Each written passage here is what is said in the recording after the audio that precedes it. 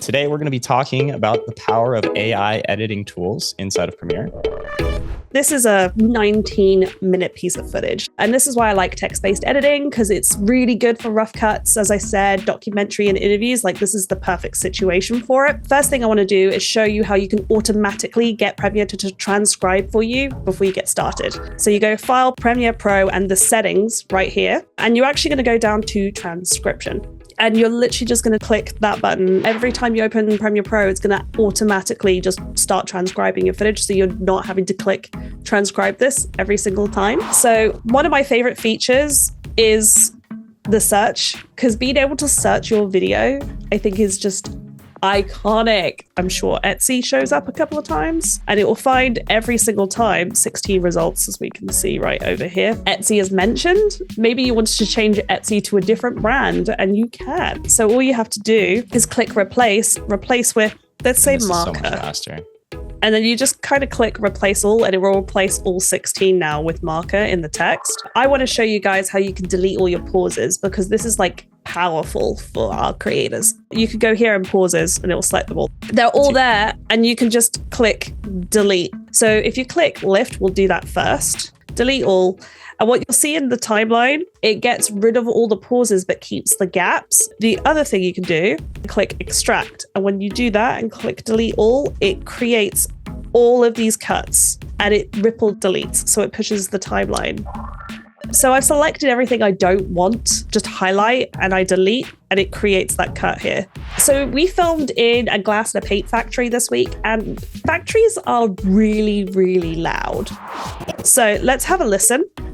It's a long melting process. Now you can just select everything and it will auto tag it, and it's pretty accurate, which is great. So let's test that out today by clicking auto tag over here. And it's done it already. It's dialogue. Brilliant. So this is actually really easy. I'm just going to select the clip and click enhance, and I'm just going to show you what it sounds like now.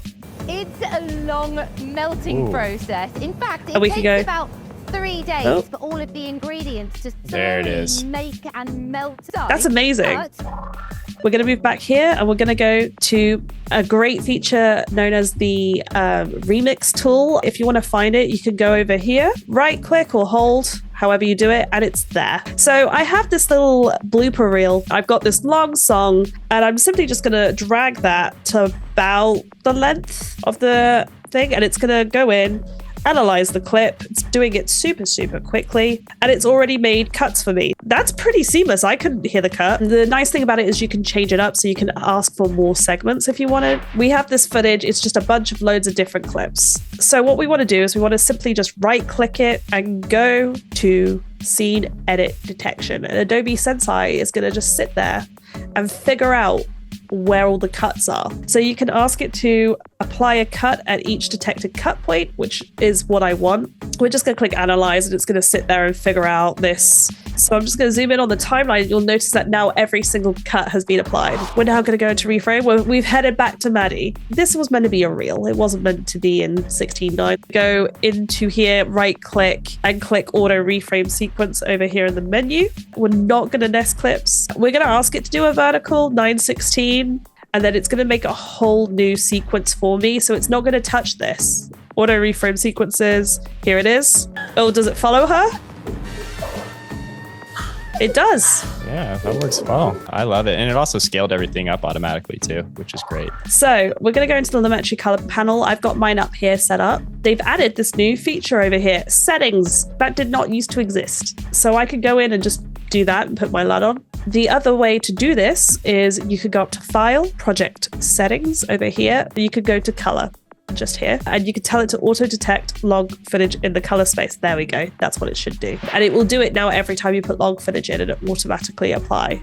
We want to just do a little bit of basic color. The white balance is a little off. We're in a factory. All I'm going to do is I'm going to click auto, and it's going to figure out for me how to color that, and it's done it that quickly. So this is a great way to learn how to color, because you can see how the sliders have changed and play with them. Thanks so much, everyone, and hope to see you all soon.